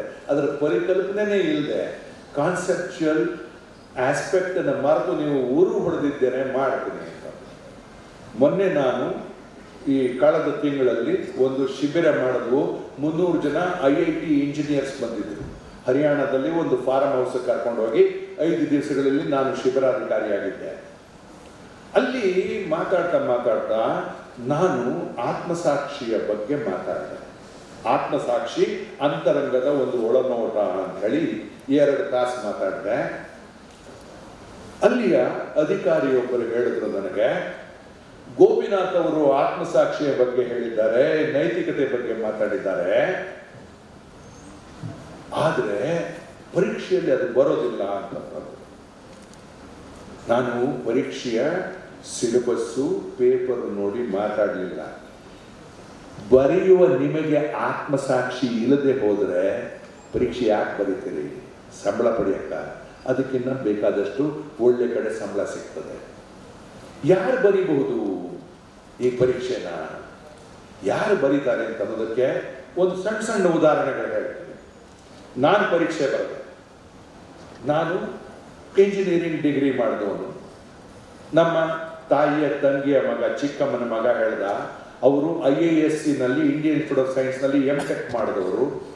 ನನಗೆ ಆಗಲ್ಲ, ನಿನಗೆಲ್ಲೋ ಆಗುತ್ತೆ ಪರೀಕ್ಷೆ ಇದು ಅಂತಂದು. ಈಗಿನ ಕಾಲದ ತರ ಸಣ್ಣ ಪರೀಕ್ಷೆ ಇರಲಿಲ್ಲ. 9 ಇಂಜಿನಿಯರಿಂಗ್ ಪೇಪರ್ಗಳು ಮಾಡಿದ್ವು. ಬೆಳಗ್ಗೆ 1, ಮಧ್ಯಾಹ್ನ 1, ಮಧ್ಯದಲ್ಲಿ 1 ಗಂಟೆ ಮಾತ್ರ ವಿರಾಮ ಆಯಿತು. ಆ ಪರೀಕ್ಷೆಯನ್ನು ನಾವು ಪಾಸ್ ಮಾಡಿದಾಗ ನಾನು ಅದನ್ನ, ಇದು ನನಗೆ ಚಾಲೆಂಜ್ ಅಂತ ಹೇಳಿ ತಗೊಂಡು, ನೋಡು ನೀನು MTech ಮಾಡಿದ್ರು ನಿನ್ನ ಕೈಲಿ ಆಗಲಿಲ್ಲ, ನಾನು ಮಾಡ್ತೀನಿ ಅಂತ ಹೇಳಿ ಮಾಡಿ ತೋರಿಸ್ದೆ. ನಾನು ಗೆದ್ದೆ. ಆದ್ರಿಂದ ಅಲ್ಲಿ ಸೇರ್ಕೊಂಡು ಯಾರು ಬೇಕಾದ್ರೂ ಬರಿಬಹುದು ಅದನ್ನ. ಆದರೆ ನಿಮ್ಮ ಮನಸ್ಸಿಗೆ ಅದನ್ನು ತೆಗೆದುಕೊಂಡು ಪ್ರತಿಬದ್ಧತೆ ಇದ್ರೆ, ನಾನು ಮಾಡಿಯೇ ತೀರ್ತೀನಿ ಅನ್ನೋ ಒಂದು ಛಲ ನಿಮ್ಮಲ್ಲಿ ಇದ್ರೆ ಅದನ್ನ ನೀವು ಮಾಡ್ಬೋದು. ನಾನು ಬಡವ. ನಮ್ಮ ತಂದೆ ಸ್ಕೂಲ್ ಹೆಡ್ ಮಾಸ್ಟ್ರು. ನಾವು 11 ಜನ ಮಕ್ಕಳು. ಅಷ್ಟು ಜನಗಳಿಗೆ ಓದಿಸಿ ಊಟ ಹಾಕೋದು ಕಷ್ಟ ಇತ್ತು. ನೀವುಗಳು ಪಕ್ಕದಲ್ಲಿ ಶಾಲೆಗೆ ಹೋಗ್ಬೇಕು, ಹೌದ್ ತಾನೆ? ನಾನು ಒಂದು ಕೇಂದ್ರೀಯ ವಿದ್ಯಾಲಯಕ್ಕೆ ದೆಹಲಿಗೆ 3 ತಿಂಗಳ ಹಿಂದೆ ಹೋಗಿದ್ದೆ ಪಾಠ ಮಾಡಕ್ಕೆ. ಸುಮ್ಮನೆ ಒಂದು 800 ಜನ ವಿದ್ಯಾರ್ಥಿಗಳಿದ್ರು, ಹೆಣ್ಮಕ್ಳಿದ್ರು, ಹುಡುಗರು ಇದ್ರು. ಎಲ್ಲನೂ ಮಾತಾಡಿದ ಮೇಲೆ ಕೇಳಿದ್ರು. ಎಲ್ಲ ಮಕ್ಕಳು ನನ್ನನ್ನ ತಾತ ಅಂತಾರೆ, ಕೆಲವರು ಮೀಸೆ ತಾತ ಅಂತಾರೆ. ಒಂದು ಹುಡುಗಿ ಕೇಳಿದ್ರು, ಮುಂಚೆವೆಲ್ಲ ದಾದಾ ಅಂದ್ರೆ ಮೀಸೆ ತಾತ. ಅವರು ಎಷ್ಟು ಶಿಸ್ತು ಅಂತಂದ್ರೆ, ಮಾತು ಮುಗಿದ ಮೇಲೆ IAS ಅಧಿಕಾರಿಗಳು ಒಬ್ಬರಿದ್ರು ನನ್ನನ್ನು ಕರ್ಕೊಂಡೋದವರು, ಮಹೇಶ್ವರ್ ಅಂತ ಹೇಳಿ. ಅವ್ರು ಹೇಳಿದ್ರು, ತಾತನ ಹತ್ರ ಏನಾದ್ರು ಕೇಳೋದಿದ್ರೆ ಕೇಳಿ ಅಂತಂದ್ರು. ನಾನು ನೋಡ್ತಾ ಇದ್ದೀನಿ. ನೋಡಿದ ಒಂದು 2-3 ನಿಮಿಷದಲ್ಲಿ ಒಂದು 10-12 ಜನ ಮಕ್ಕಳು ಬಂದು ಒಂದು ಸಾಲಲ್ಲಿ ನಿಂತ್ಕೊಂಡ್ರು. ಒಂದೊಂದು ಮಗುವಾಗಿ ಮಧ್ಯದಲ್ಲಿ ಎದ್ದು ಕಿರಿಚಲಿಲ್ಲ. ಸಾಲಲ್ಲಿ ನಿಂತು ಆ ಮಕ್ಕಳು ಪ್ರಶ್ನೆಗಳನ್ನ ಕೇಳಿದ್ರು. ಮೊದಲನೇ ಪ್ರಶ್ನೆ ಒಂದು ಹೆಣ್ಣು ಮಗಳು ಕೇಳಿದ್ಲು, ತಾತ ನನಗೆ ಬದುಕಿನಲ್ಲಿ ಬಹಳ ಕಷ್ಟ ಇದೆ, 2 ಹೊತ್ತು ಊಟದ ವ್ಯವಸ್ಥೆ ಕೂಡ ಕಷ್ಟ ಇದೆ, ಶಾಲೆಗೆ ಓದೋದು ಕೂಡ ಕಷ್ಟ ಇದೆ, ನಿಮಗೆ ಕಷ್ಟ ಇರಲಿಲ್ವಾ ಅಂತ ಹೇಳಿ ಕೇಳಿದ್ಲು. ಆ ಮಗುಗೆ ಹೇಳಿದೆ, ಮಗು ನೋಡು, ಕಷ್ಟ ಯಾರಿಗಿಲ್ಲ. ನಾನು ಶಾಲೆಯಲ್ಲಿ 10 ವರ್ಷಗಳ ಕಾಲ ಕಾಲಿಗೆ ಚಪ್ಪಲಿ ಇಲ್ಲದೆ 3 ಕಿಲೋಮೀಟರ್ ನಡೆದು ಶಾಲೆಗೆ ಹೋದವನು. ನಿಮಗೆ ಮಕ್ಕಳು ಅಮ್ಮ ಡಬ್ಬಿ ಕೊಡ್ತಾಳ ಅಂತ ಕೇಳಿದೆ. ಕೊಡ್ತಾಳೆ, ಒಂದು ಚಿಕ್ಕ ಡಬ್ಬಿ, ಒಂದು ದೊಡ್ಡ ಡಬ್ಬಿ. ಚಿಕ್ಕ ಡಬ್ಬಿ 11 ಗಂಟೆಗೆ ವಿರಾಮವಾದಾಗ ಅದನ್ನು ತಿನ್ಕೊಳ್ತೀನಿ, ದೊಡ್ಡ ಡಬ್ಬಿ 1.5 ಗಂಟೆನಲ್ಲಿ ತಿಂತೀನಿ. ನಾ ಹೇಳಿದೆ, ನಾವು ಅಲ್ಲಿಗೆ ಶಾಲೆಗೆ ಹೋಗ್ಬೇಕಾದ್ರೆ ಬೆಳಗ್ಗೆ 9 ಗಂಟೆಗೆ ನಮ್ಮ ತಾಯಿ ಅನ್ನ ಸಾರು ಬಡಿಸ್ತಾ ಇದ್ಲು.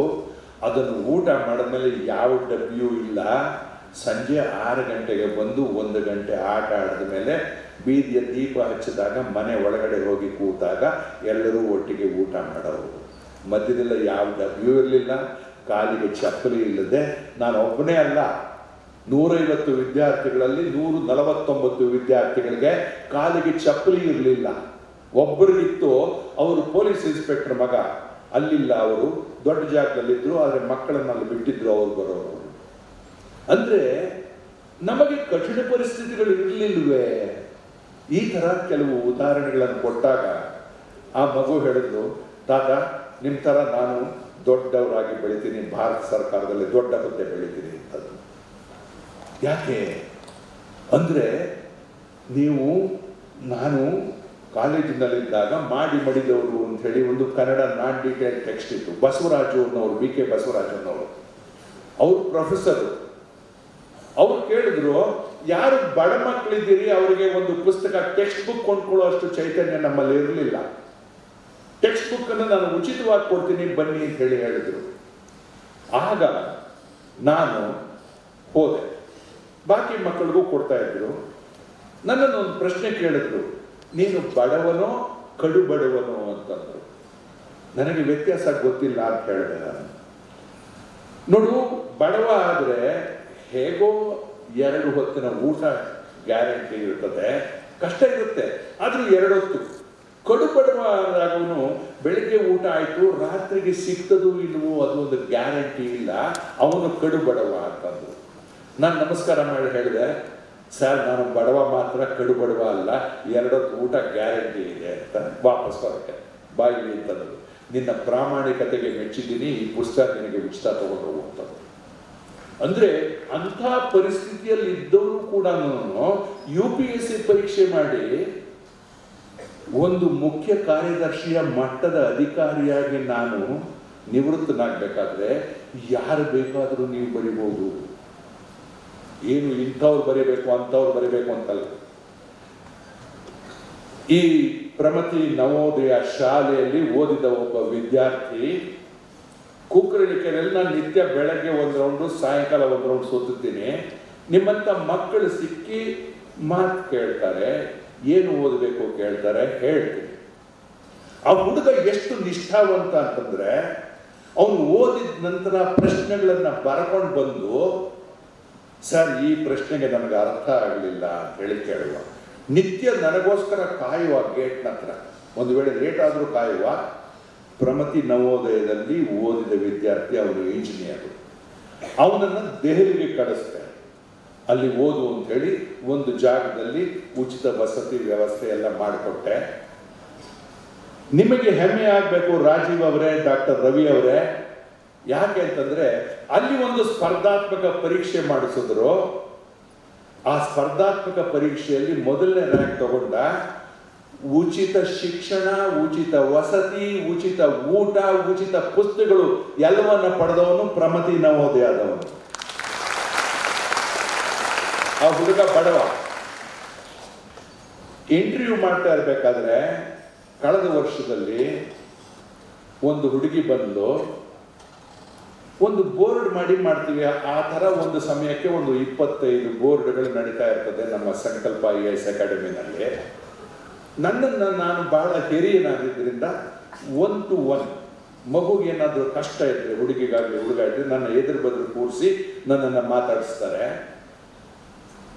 ಅಲ್ಲಿ ಒಬ್ಬರು ಕೋಆರ್ಡಿನೇಟ್ ಇದ್ದಾರೆ, ರಾಜು ಚವಾಣ್ ಅಂತ ಹೇಳಿ. ಅವರು, ಸರ್ ಈ ಹುಡುಗಿ ಹತ್ರ ನೀವು ಮಾತಾಡಿ, ಬಹಳ ತವಕದಲ್ಲಿದ್ದಾಳೆ, ಲೊಬ್ಬ ಮಗು ಅಂತಂದೆ. ಇಂಗ್ಲಿಷ್ ಸಾಹಿತ್ಯದಲ್ಲಿ MA ಮಾಡಿದವಳು, ಗೋಲ್ಡ್ ಮೆಡಲ್ ಮಾಡಿದವರು. ಒಂದು ಮಲ್ಟಿನ್ಯಾಷನಲ್ ಕಂಪನಿಯಲ್ಲಿ ತಿಂಗಳಿಗೆ 1,75,000 ರೂಪಾಯಿ ಸಂಬಳದ ಮೇಲೆ ಕೆಲಸ ಮಾಡ್ತಾ ಇದ್ವಿ. ಏನಮ್ಮ ನಿನ್ನ ಸಂದೇಹ ಏನು ಅಂತ ಕೇಳಿದೆ. ಎಲ್ಲಿಯವಳು ಕೇಳಿದೆ, ಮರಾಠಿ ಅಂತಂದು. ಮರಾಠಿ ಭಾಷೆಯಲ್ಲಿ ಮಾತಾಡಿದೆ. ನಾನು 9 ಭಾಷೆ ಮಾತಾಡ್ತೀನಿ ಸುಲಭವಾಗಿ, ಕಷ್ಟ ಏನಿಲ್ಲ. ಮರಾಠಿ ಭಾಷೆಯಲ್ಲಿ ಮಾತಾಡಿದ ಮೇಲೆ ಆ ಹುಡುಗಿ ಹೇಳಿದ್ಲು, ನಿನಗೆ 1,75,000 ರೂಪಾಯಿ ಸಂಬಳ ಬರ್ತಾ ಇದೆ, ಇನ್ನು 10 ವರ್ಷ ಆದ್ಮೇಲೆ ನಿನಗೆ 10 ಲಕ್ಷ ಬರ್ತದೆ. ನೀನು 100 ಬಾರಿ ಪಾಸ್ ಮಾಡಿ 100 ಬಾರಿ ಫಸ್ಟ್ ರ್ಯಾಂಕ್ ತಗೊಂಡ್ರು ನಿನಗೆ ಮೊದಲು ಪ್ರಾರಂಭದ 5 ವರ್ಷದಲ್ಲಿ 65,000 ರೂಪಾಯಿ ಮೇಲೆ ಸಿಗೋಲ್ಲ. ಇಲ್ಲಿಗೆ ಯಾಕೆ ಬರ್ತೀಯ ನೀನು ಅಂತಂದ್ರು. ಇಲ್ಲ ಇಲ್ಲ, ನನಗೆ ಬಹಳ ಸೇವೆ ಮೇಲೆ ಆಸೆ ಇದೆ, ಜನಗಳ ಸೇವೆ ಮಾಡಬೇಕು, ಸಮಾಜ ಸೇವೆ ಮಾಡಬೇಕು ಅಂತ ಹೇಳಿದ್ರೆ ಎಲ್ಲ ನಗುತ್ತಾರೆ. ಸಮರ್ಪಕವಾದ ಉತ್ತರ ಇಲ್ಲ, ನಾನು ಏನು ಹೇಳಲಿ ಅಂತಂದ್ರು. ಹಾಗೆ ಬಹಳಷ್ಟು ವಿದ್ಯಾರ್ಥಿಗಳು ಜಿಜ್ಞಾಸೆಯಿಂದ ಬರ್ತಾರೆ ನನ್ನ ಹತ್ರ. ನಾನು ಆ ಹುಡುಗಿಯ ಬಯೋಡಾಟಾ ಡ್ಯಾಬ್ ಅಂತೀವಿ, ಡ್ಯಾಬ್ ತಗೊಂಡು ಒಮ್ಮೆ ಹಾಗೆ ಕಣ್ಣು ಹಾಯಿಸ್ದೆ. ಆಮೇಲೆ ನಾನು ಕೇಳಿದೆ, ಮಗು ನೀನು ಚಿಕ್ಕವಳಾಗಿದ್ದಾಗ ಇಂತಹ ಬಲೂನ್ ತಗೊಳ್ಬೇಕು ಅಂದಾಗ ನಿಮ್ಮ ಅಪ್ಪ ಅಮ್ಮ ಕೊಡ್ಸಿದ್ರು. ಇಂಥದ್ದೇ ಫ್ರಾಕ್ ಬೇಕು, ಇದೇ ಕಲರ್ ಬಟ್ಟೆ ಬೇಕು ಅಂತಂದ್ರೆ ಕೊಡ್ಸಿದ್ರು. ಇಂಥದ್ದೇ ಶಾಲೆಗೆ ಹೋಗ್ಬೇಕು ಅಂದಾಗ ಕಳಿಸಿದ್ರು. ನಾನು ಏನು ಕೇಳಿದ್ರು ಕೊಟ್ಟರು ಅವರು. ಜೀವನದ ಯಾವ್ದಾದ್ರೂ ಒಂದು ಘಟ್ಟದಲ್ಲಿ ಬಹುಶಃ ನನ್ನ ಹತ್ರ ದುಡ್ಡಿದ್ರೆ ನಾನು ಇದನ್ನು ಪಡ್ಕೊಳ್ಬೋದಾಗಿತ್ತು, ನಮ್ಮ ತಂದೆ ತಾಯಿಗಳು ಕೊಡಲಿಲ್ಲ ಅಂತನೋ ಒಂದು ಯಾವಾಗಲಾದ್ರೂ ಮನಸ್ಸಿನಲ್ಲಿ ಚುಚ್ಚಿದ್ದುಂಟ? ಯಾವತ್ತೂ ಇಲ್ಲ. ಕಾರಣ ಏನು ಗೊತ್ತಾ? ಅವರ ತಂದೆ ಎಕ್ಸ್ಟರ್ನಲ್ ಅಫೇರ್ಸ್ ಸೆಕ್ರೆಟರಿ, ತಾಯಿ ಚೀಫ್ ಇನ್ಕಮ್ ಟ್ಯಾಕ್ಸ್ ಕಮಿಷನರು ಅಂತ ದೊಡ್ಡ ಹುದ್ದೆಯಲ್ಲಿದ್ದವರು. ಒಬ್ಬಳೇ ಮಗಳು, ಅವಳು ಕೇಳಿದ್ದನ್ನು ಕೊಟ್ಟರು. ಅದನ್ನು ಓದಿ ನಾನು ಬಯೋಡಾಟಲ್ಲಿ ಓದಿ ಈ ಪ್ರಶ್ನೆಗಳನ್ನು ಅವಳಿಗೆ ಹಾಕ್ತೆ. ನೋಡು, ಒಂದು ಮಾತು ಹೇಳ್ತೀನಿ, ಬದುಕಿನಲ್ಲಿ ನನಗೆ ಹಣದ ಕೊರತೆ ಯಾವಾಗಲೂ ಅನ್ನಿಸ್ಲಿಲ್ಲ. ನನ್ನ ಹತ್ರ ಹಣ ಇಲ್ಲದೆ ಹೋದ್ರು ನಮ್ಮ ತಂದೆ ತಾಯಿ ನಾನು ಕೇಳಿದ್ದನ್ನು ತೆಗೆಸ್ಕೊಟ್ರು.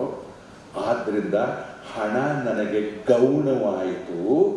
1,75,000 ರೂಪಾಯಿ ಗೌಣವಾಯಿತು. ಬದುಕಿನಲ್ಲಿ ಸಾಮಾಜಿಕ ಪ್ರತಿಷ್ಠೆ ಏನಿದೆ, ಆ ಪ್ರತಿಷ್ಠೆ ಹಾಗೂ ಪ್ರಾಮಾಣಿಕವಾಗಿ ಯಾರು ಕೆಲಸ ಮಾಡ್ಬೋದು ಅಂತ ಹೇಳಿ ನಮ್ಮ ತಂದೆ ತಾಯಿಗಳು ಇಬ್ಬರು ಹಿರಿಯ ಅಧಿಕಾರಿಗಳು ಅವರನ್ನು ನೋಡಿ ನನಗೆ ಒಳಗಿಂದ ಅನಿಸಿದೆ, ಅದಕ್ಕೆ ಸೇರ್ಕೊಳ್ತೀನಿ ಅಂತಂತಂದು. ಆ ಹುಡುಗಿ ನೆಗದ್ಲು, ಕೂತಿದ್ದವಳು ಕುರ್ಚಿಯಿಂದ ಮೇಲೆ ನೆಗೆದು, ಸರ್ ನಮ್ಮ ತಂದೆ ತಾಯಿ ಮೈ ಅಪ್ಪನಿ ಮಮ್ಮಿ ಪಾಪಾ ಸೆ ಬಾತ್ ಕರಂಗಿಲ್ಲ, ನಾನು ಮಾತಾಡ್ತೀನಿ ನಮ್ಮ ತಂದೆ ತಾಯಿ. ಆ ಹುಡುಗಿ ಇದೇ ಪ್ರಶ್ನೆ ಕೇಳಿದ್ರು, ಇದೇ ಉತ್ತರ ಹೇಳಿದ್ಲು. 11ನೇ ರ್ಯಾಂಕ್ ಬಂತ ಅವಳಿಗೆ. ಅಂದ್ರೆ ತುಂಬಾ ಶ್ರೀಮಂತರು ಅಂತಂದ್ರೆ ಇವರು ಜಮೀನ್ದಾರರಲ್ಲ. ಮಗು ಏನ್ ಕೇಳಿದ್ರು ಅಂತ ಇಬ್ಬರು ಹಿರಿಯ ಅಧಿಕಾರಿಗಳ ಮಗಳಾಗಿ ಬೆಳೆದವರು ಏನು ಕೇಳಿದ್ರು ತಿಳಿಸ್ಕೊಡುವಂತ ಚೈತನ್ಯ ಅವರಿಗಿತ್ತು. ಇನ್ನೊಬ್ಬ ಹುಡುಗ ಏನೂ ಇಲ್ಲದವನು, ಉಚಿತ ವಿದ್ಯಾರ್ಥಿ ನಿಲಯದಲ್ಲಿ ಇಲ್ಲಿ ಓದ್ದವನು, ನವೋದಯ ಪ್ರಮತಿ ಶಾಲೆಯಿಂದ ಚೆನ್ನಾಗಿ ತರಬೇತಿ ಪಡೆದವನು. ಡೆಲ್ಲಿಗೆ ಹೋದಾಗ ಅಲ್ಲಿ ಸ್ಪರ್ಧಾತ್ಮಕ ಪರೀಕ್ಷೆ ಪಾಸ್ ಮಾಡಿ ಉಚಿತವಾದ ಊಟ, ಉಚಿತವಾದ ವಸತಿ, ಉಚಿತವಾದ ಶಿಕ್ಷಣ ನಿನಗೇನು ಬೇಕು ಅಂತೇಳಿ ಕೇಳಿದ್ರು. ನಾನು ಹರಿಯಾಣ ಇನ್ಸ್ಟಿಟ್ಯೂಟ್ ಆಫ್ ಪಬ್ಲಿಕ್ ಅಡ್ಮಿನಿಸ್ಟ್ರೇಷನಲ್ಲಿ ಒಂದು ಲೆಕ್ಚರ್ ಮಾಡಿದೆ. ಅದ್ರ ಹಿಂದಿನ ದಿವಸ ಅವರು ಹಣ ಕೊಟ್ಟಿರಲಿಲ್ಲ, ಬಂದು ನನಗೆ 5,000 ರೂಪಾಯಿ ಮಾರನೇ ದಿವಸ ಕೊಟ್ಟರು. ಈ ಹುಡುಗ ನನ್ನನ್ನು ಕೇಳ್ದ, ನನ್ನ ಮೊಬೈಲ್ನಲ್ಲಿ ಇಂಟರ್ನೆಟ್ ಬರೋದಿಲ್ಲ, ತುಂಬ ಹಳೇದು, ನಿಮ್ಮ ಹತ್ರ ಹಳೇದು ಯಾವುದಾದ್ರೂ ಇದ್ರೆ ಕೊಡಿ ಅಂತಂದ. ಅವರು ಕೊಟ್ಟು 5,000 ರೂಪಾಯಿ ಆ ಮಗುವಿಗೆ ಕೊಟ್ಟು ಹೊಸ ತಗೊಂಡಿನಿ ಅಂತಂದೆ. ಅಂದ್ರೆ ಕೊಡೋನು, ನಿಮಗೆ ಸವಲತ್ತುಗಳನ್ನು ಕೊಡೋನು, ಸಹಕಾರ ಮಾಡುವವರು ಬೇಕಾದಷ್ಟು ಜನ ಪ್ರಪಂಚದಲ್ಲಿದ್ದಾರೆ. ಅವರುಗಳು ನಿಮಗೆ ಮಾಡ್ತಾರೆ. ಬಡವನಾಗ್ಲಿ ಬಲ್ಲಿದನಾಗ್ಲಿ ನೀವು ಯಾರು ಬೇಕಾದರೂ ಇದನ್ನ ಪರೀಕ್ಷೆ ಬರೀಬಹುದು. ಇದನ್ನ ಇನ್ನೊಂದೆರಡು ಸಣ್ಣ ಮಾತುಗಳು ಹೇಳಿ ನನ್ನ ಮಾತನ್ನು ಮುಗಿಸ್ತೇನೆ. ವಿಜ್ಞಾನದ ವಿದ್ಯಾರ್ಥಿಗಳಿದ್ದೀರಿ, ನೀವು arts subject, sociology, political science, public administration, geography, ಈ ಥರ ವಿಷಯಗಳನ್ನು ತೆಗೆದುಕೊಳ್ತೀರಿ. ಆಗ ಇದು ಏನಂತೆ ಓದ್ತೀನಿ ಅಂತ ಬಹಳಷ್ಟು ಜನ ಕನ್ನಡ ಸಾಹಿತ್ಯ ತಗೊಳ್ತೀನಿ ಅಂತ ಹೇಳ್ತಾರೆ. ಏನು ಗೊತ್ತು ನಿನಗೆ ಕನ್ನಡ ಸಾಹಿತ್ಯ ಅಂತ ಕೇಳ್ತೀನಿ ನಾನು. ಸಿಲೆಬಸ್ ಗೊತ್ತು, ಎಕ್ಸಾಮ್ ಗೊತ್ತು, ಅದನ್ನು ಬಿಟ್ಟರೆ ಆಚೆ ಏನೂ ಗೊತ್ತಿಲ್ಲ ಅವರಿಗೆ. ನಿಮಗೆ ಸಾಹಿತ್ಯದಲ್ಲಿ ರುಚಿ ಇದ್ದು ಏನಾದರೂ ನೀವು ಕಾರಂತರ ಓದಿದ್ದೀರಾ? ಎಷ್ಟು ಕಾದಂಬರಿಗಳು ಓದಿದ್ದೀರಿ? ಅವ್ರು ಏನು ಬರೆದಿದ್ದಾರೆ? ಒಂದು 4 ಕಾದಂಬರಿಗಳ ಹೆಸರು ಹೇಳಿ. ಗೊತ್ತಿಲ್ಲ. ಸಾಹಿತ್ಯ ತಗೊಂಡು ಬರಿತೀನಿ ಅಂತ ಹೇಳ್ತಾರೆ. ಅದಾಗಲ್ಲ. ಅದನ್ನ ಒಬ್ಬಳು ಹುಡುಗಿ ಅನಿತಾ ಅಂತ ಹೇಳಿ ತುಮಕೂರಿನವಳು, ಇಂಜಿನಿಯರು, ಇನ್ಫೋಸಿಸ್ ಅಲ್ಲಿ ಕೆಲಸ ಮಾಡ್ತಾ ಇದ್ಲು. ಆ ಹುಡುಗಿ ಬಂದು ನನಗೆ ಬರೀಲಿಕ್ಕೆ ಇಷ್ಟ ಇದೆ ಅಂತಂದ್ಲು. ಹಾಗಾದ್ರೆ ನಾನು ಹೇಳಿದೆ, ನೀನು ಬರಿತೀಯ ಅಂತಂದ್ರೆ ಕೆಲಸ ಬಿಟ್ಟು 4 ವರ್ಷ ಓದ್ಬೇಕು, 1 ವರ್ಷದಲ್ಲಿ ಆಗಲ್ಲ. ಸಂದೀಪ್ ಅವ್ರು ಬೇಕಾದ್ರೆ ಅವರು 2 ವರ್ಷದಲ್ಲಿ ಮಾಡಿಸ್ತೀನಿ ಅಂತಾರೆ, ನನಗೆ ಒಪ್ಪಿಗೆ ಇಲ್ಲ ಅದು. ಯಾಕೆ ಅಂತಂದ್ರೆ 4 ವರ್ಷಗಳಿಲ್ಲದೆ ಒಂದು PhD ಮಾಡ್ತಾ ಇದ್ದೀನಿ ಅನ್ನೋ ಒಂದು ಉದ್ದೇಶ ಇಟ್ಕೊಂಡು ನೀವು ಇವತ್ತು ಶುರು ಮಾಡಿದ್ರೆ ನೀವು 4ನೇ ವರ್ಷದಲ್ಲಿ ಯಾವುದಾದ್ರೂ ಒಂದು ಉನ್ನತ ಸೇವೆಯಲ್ಲಿ ಇದ್ದೇ ಇರ್ತೀರಿ, ಗ್ಯಾರಂಟಿ. ಸತತವಾಗಿ ಕನ್ಸಿಸ್ಟೆನ್ಸ್ ಬೇಕು. ಕೊಹ್ಲಿ 0 ಹೊಡೆದಿರ್ಬೋದು, ಅವನ ಪೂರ್ತಿ ಕೆರಿಯರ್ ನೋಡಿ ಸೆಂಚುರಿ ಮೇಲೆ ಸೆಂಚುರಿ ಅವ್ರು ಹೊಡೆದ ಹಾಗೆ that consistency should be there in your studies. ಇವತ್ತು ಓದ್ತೀನಿ 3 ದಿವಸ ಓದಲ್ಲ, ಆ ಥರ ಅಲ್ಲ. ಆ ಹುಡುಗಿಗೆ ನಾನು ಒಂದು ಹೇಳಿದೆ, ಏನು ತಗೊಳ್ತೀಯಮ್ಮ ನೀನು ಅಂತಂದ್ರೆ, ಸೋಷಿಯಾಲಜಿ ತಗೊಳ್ಬೇಕು ಅಂತ ಹೇಳಿದ್ಲು. ನಾನು ಹೇಳಿದೆ, ಕೆಲಸ ಬಿಡ್ತೀಯಾ ಈಗ ಅಂತ ಹೇಳಿದೆ. ಇಲ್ಲ ಮನೆಯಲ್ಲಿ ತೊಂದರೆ ಇದೆ, ಕೆಲಸನೂ ಮಾಡಬೇಕು ಅಂತ. ಹಾಗಾದ್ರೆ ಕೆಲಸ ಮಾಡಿ ಒಂದಷ್ಟು ದುಡ್ಡು ಸಂಪಾದನೆ ಮಾಡ್ತೀನಿ ಅಂತ. ಆ ಮಗುವಿಗೆ ಒಂದೇ ಮಾತು ಹೇಳಿದೆ ನಾನು, ಒಂದು ಕೆಲಸ ಮಾಡು. ಎಷ್ಟು ವರ್ಷ ಕೆಲಸ ಮಾಡಬೇಕು? 3 ವರ್ಷ ಮಾಡಬೇಕು ಸರ್, ನನಗಿನ್ನೂ ಸಮಯ ಇದೆ, ಚಿಕ್ಕ ವಯಸ್ಸು, ಬೇಕಾದಷ್ಟು ಅವಕಾಶಗಳಿದೆ, ಆಮೇಲೆ ಮಾಡ್ತೀನಿ ಅಂತ. ಏನೇನು ಓದಬೇಕೆಲ್ಲ ರೂಪರೇಷ ಹೇಳಿದೆ. ನಾನು ಹೇಳಿದೆ, ಒಂದು ಕೆಲಸ ಮಾಡು, ಸೋಷಿಯಾಲಜಿ ಸಬ್ಜೆಕ್ಟ್ ತಗೋತಿಯಲ್ಲ, ಯಾವುದಾದ್ರೂ ಒಂದು ಓಪನ್ ಯೂನಿವರ್ಸಿಟಿನಲ್ಲಿ MA ಮಾಡು. ಒಂದು ಸಿಲೆಬಸ್ಗೆ ಓದ್ತೀಯ, ಅಲ್ಲಿ ಕಾನ್ಸೆಪ್ಟ್ಸ್ ಕ್ಲಿಯರ್ ಆಗುವಷ್ಟು ಈ ಪರೀಕ್ಷೆಗೆ ಮಾತ್ರ ಓದಿದ್ರೆ ಕಾನ್ಸೆಪ್ಟ್ಸ್ ಅರ್ಥ ಆಗೋದಿಲ್ಲ. ಒಂದು ವಿಷಯದ ಪರಿಕಲ್ಪನೆ ಓದಬೇಕು ಅಂತಂದ್ರೆ ಒಂದು degree level, post graduation level ಬೇಕೇ ಬೇಕು. ಅದಕ್ಕೋಸ್ಕರ ಅವಳು ಇಂದಿರಾ ಗಾಂಧಿ ನ್ಯಾಷನಲ್ ಯೂನಿವರ್ಸಿಟಿಗೆ ಸೇರಿಕೊಂಡು 3 ವರ್ಷದ ಸೋಷಿಯಾಲಜಿ MA ಮಾಡಿದ್ಲು. ಆಮೇಲೆ UPSC ಬರೆದ್ಲು, ಆಪ್ಷನಲ್ ಸಬ್ಜೆಕ್ಟ್ ಸೋಷಿಯಾಲಜಿ ಮಾಡಿದ್ಲು. She is in defence account service today. She has cracked UPSC. ಆ ತರಹ ನೀವು, ಅವರು ಉಪನಿಷತ್ತಲ್ಲಿ ಹೇಳ್ತಾರೆ ಸ್ವಾಧ್ಯಾಯ ಅಂತ ಹೇಳಿ. ಸ್ವಾಧ್ಯಾಯ ಅಂತಂದ್ರೆ ನನ್ನ ಬೆಳವಣಿಗೆಗೆ ನಾನೇ ಕಾರಕ, ಬೇರೆ ಯಾರು ಬರೋದಿಲ್ಲ ಎತ್ತಿ ನಿಮ್ಮನ್ನು ನಿಲ್ಲಿಸ್ಲಿಕ್ಕೆ. ನಾನು ಸ್ವಾಧ್ಯಾಯ ಹೇಳ್ತಾರೆ. ಧರ್ಮಶ್ಚ ಸ್ವಾಧ್ಯಾಯ ಪ್ರವಚನೇ ಚ, ಸತ್ಯಶ್ಚ ಸ್ವಾಧ್ಯಾಯ ಪ್ರವಚನೇ ಚ, ತಪಶ್ಚ ಸ್ವಾಧ್ಯಾಯ ಪ್ರವಚನೇ ಚ. ತಪ ಅನ್ನೋ ಒಂದು ಮಾತನ್ನ ತೈತ್ರಿಯ ಉಪನಿಷತ್ತಲ್ಲಿ ಹೇಳ್ತಾರೆ. ತಪ ಅಂತಂದ್ರೆ ಬೇಯೋದು, ಸುಡುವಂಥದ್ದು. ನಿಮ್ಮ ವ್ಯಾಸಂಗ ಹೇಗಿರಬೇಕು ಅಂತಂದ್ರೆ ನಿಮ್ಮನ್ನ ಸುಡಬೇಕದು. ನಮಗೆ ಈ ಶಬ್ದ ಅರ್ಥ ಆಗಲಿಲ್ಲ. ಮುಂಚೆ ನಾನು ಕಾಲೇಜಿನಲ್ಲಿ ಇಲ್ಲಿ ಓದಬೇಕಾದ್ರೆ ನಿಕ್ಕಮ್ಮನವರು ನಮ್ಮ ವೈಸ್ ಚಾನ್ಸಲರ್ ಆಗಿದ್ದರು. ಅವ್ರು ಬಂದು ಹೇಳಿದ್ರು, ನಿಮಗೆಲ್ಲ ಹುಚ್ಚಿಡಿಬೇಕು ಅಂತ. ಅವ್ರಿಗೆ ಕನ್ನಡ ಬರ್ತಾ ಇರಲಿಲ್ಲ, ಮರಾಠಿಯವರವರು. ನಿಮಗೆಲ್ಲ ಹುಚ್ಚಿಡಿಬೇಕು ಅಂತಂದ್ರು. ಹುಡುಗರು ಚಪ್ಪಾಳೆ ತೊಳೆದು ಶೀಟಿ ಹೊಡೆದ್ರು. ಆಮೇಲೆ ಅವ್ರು ಹೇಳಿದ್ರು, ಎಂತ ಹುಚ್ಚು ಅಂತಂದ್ರೆ ಓದುವ ಹುಚ್ಚಿಡಿಬೇಕು. ನೀವು science students, you have to create something new. ಅದು ಬೇಕು, ಆ ಇನ್ಕ್ವಿಸಿಟಿವ್ನೆಸ್ ಬೇಕು ಅಂತೇಳಿ ಹೇಳಿದ್ರು.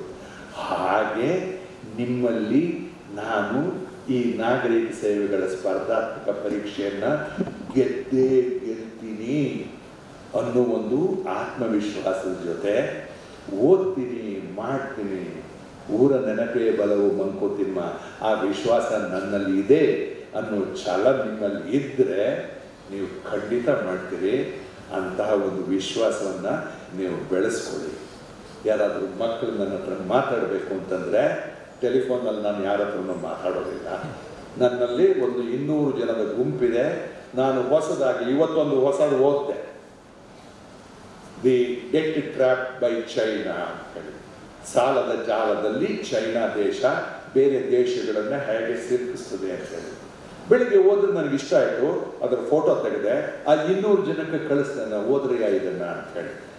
ಆ ಗುಂಪಿನಲ್ಲಿ ನೀವು ಸೇರ್ಕೋಬೇಕು ಅಂತಂದ್ರೆ CV ಗೋಪಿನಾಥ್, CVGOPINATH@gmail.com, CVGOPINATH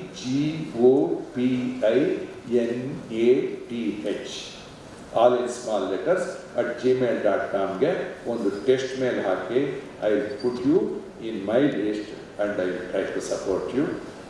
ನನ್ನನ್ನು ಕರೆದು ಮಾತಾಡಿಸಿದ್ದಕ್ಕೆ ರಾಜೀವ್ ಅವರಿಗೆ, ರವಿ ಅವರಿಗೆ ನನ್ನ ಧನ್ಯವಾದಗಳನ್ನು ಹೇಳ್ತೀನಿ. ನಿಮ್ಮೆಲ್ಲರಿಗೂ ಶುಭವಾಗಲಿ. ಧನ್ಯವಾದಗಳು.